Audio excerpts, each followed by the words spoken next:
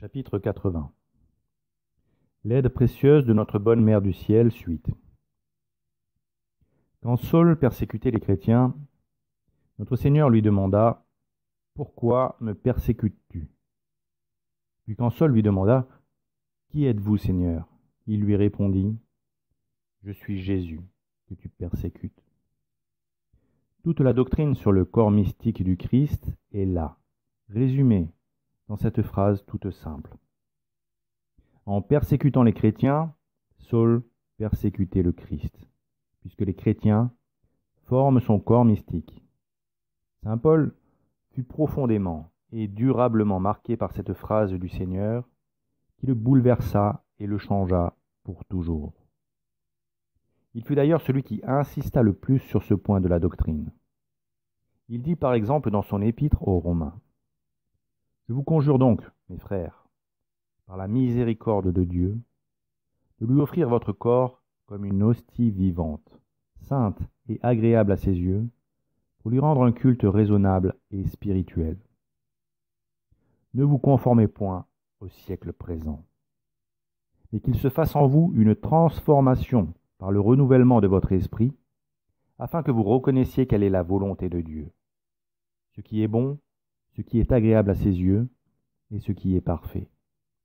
Je vous exhorte donc, vous tous, selon le ministère qui m'a été donné par la grâce, à ne point vous élever au-delà de ce que vous devez, dans les sentiments que vous avez de vous-même, et de vous tenir dans les bornes de la modération, selon la mesure du don de la foi que Dieu a départi à chacun de vous. Car comme dans un seul corps nous avons plusieurs membres, et que tous ces membres n'ont pas la même fonction, ainsi, quoique nous soyons nombreux, nous ne sommes tous néanmoins qu'un seul corps en Jésus-Christ. Et nous sommes tous réciproquement membres les uns des autres. Cette doctrine du corps mystique du Christ illustre l'unité de l'Église dans ses membres vivants, qui constituent l'Église militante. La formule unacum, employée lors du canon de la messe, est importante car elle affirme l'unité de tous les membres de l'Église.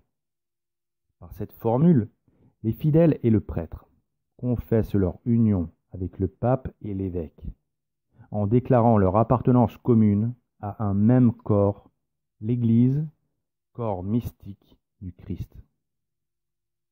Cette profession de foi, qui est renouvelée à chaque fois que le divin sacrifice est offert, n'a pas valeur de symbole. Elle est l'affirmation d'une réalité aussi vraie que l'unité doctrinale qui caractérise l'Église catholique. De plus, comme pour souligner l'importance capitale de cette unité de corps, la profession de cette union de tous les membres de l'Église dans un seul et même corps est exprimée lors du canon de la messe. Elle en fait partie intégrante, c'est dire la valeur de cette profession de foi. Car le canon de la messe est la règle imposée depuis le début de l'Église pour que soit accompli dignement le sacrement d'Eucharistie. Rien n'est laissé au hasard dans les paroles du canon. Pour bien le comprendre et saisir l'importance de chacune de ces paroles, il faut avoir conscience que c'est le Christ lui-même qui officie lors de la messe, et que le prêtre est un être consacré qui prête son corps et sa voix à notre Seigneur Jésus-Christ pour qu'il officie. Car en effet, le magistère nous enseigne que lors de la Sainte Messe, c'est le prêtre des prêtres, l'évêque des évêques, le Fils unique de Dieu, le prêtre éternel selon l'ordre de Melchisédek, qui officie véritablement. Le révérend père Martin de Cochem, dans son livre « Explication du saint sacrifice de la messe », développe ce point et explique que c'est lui qui donne à la Sainte Messe son excellence incomparable. C'est lui qui élève l'offrande du pain et du vin à un sacrifice divin. Il s'appuie sur l'enseignement de saint Jean Chrysostome qui dit « Maintenant encore, le même Jésus-Christ, qui a préparé cette table, est là pour la garnir. car ce n'est pas l'homme qui transubstantie le pain et le vin au corps et au sang de Jésus-Christ. C'est Jésus-Christ qui a été crucifié pour nous. Toujours selon le père Martin de Cochem, saint Jean Chrysostome enseigne que notre Seigneur Jésus-Christ accomplit personnellement les points essentiels de la messe, qu'il descend du ciel, transubstancie en son corps et en son sang le pain et le vin, s'offre en holocauste à son Père pour le salut du monde, et prie, en fidèle médiateur pour les péchés du peuple. Ainsi, lors de la messe, les prêtres ne sont que les serviteurs du Christ. Ils lui prêtent leur bouche, leur voix, leurs mains, pour l'accomplissement du divin sacrifice. Et pour nous convaincre de cela, le révérend père Martin de Cochem se réfère à l'enseignement du Concile de Trente qui affirme que le sacrifice de la croix et le sacrifice de la messe est un seul et même sacrifice. Car celui qui s'est immolé d'une manière sanglante sur la croix est celui-même qui s'immole dans la Sainte Messe d'une manière non sanglante par le ministère des prêtres.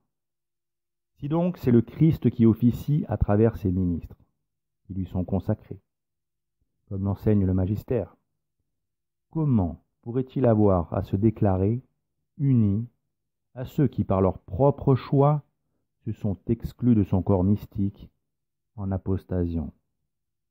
Cela n'a pas de sens. Alors prononcez, au nom du Christ, cette formule dite de l'unacum, suivie du nom d'un apostat public ou d'un hérétique manifeste, et affirmez par ces mots offrir le saint sacrifice pour la Sainte Église catholique en communion avec ses ennemis, n'est-ce pas un très grand sacrilège? Peut-on imaginer qu'il soit agréable au Père d'entendre les ministres de son Fils lui faire dire une chose qui n'est pas vraie dans la partie la plus solennelle du saint sacrifice? La question est grave et mérite toute l'attention des catholiques, car si le saint sacrifice n'est pas offert avec la dignité qu'il convient de lui apporter, quel fruit apportera-t-il?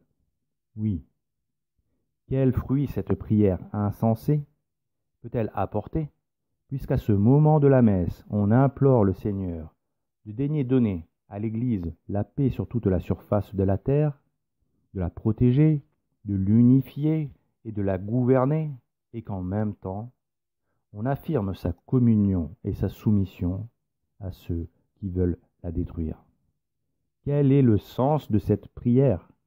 Comment Dieu peut-il l'exaucer, puisque l'on demande une chose et son contraire?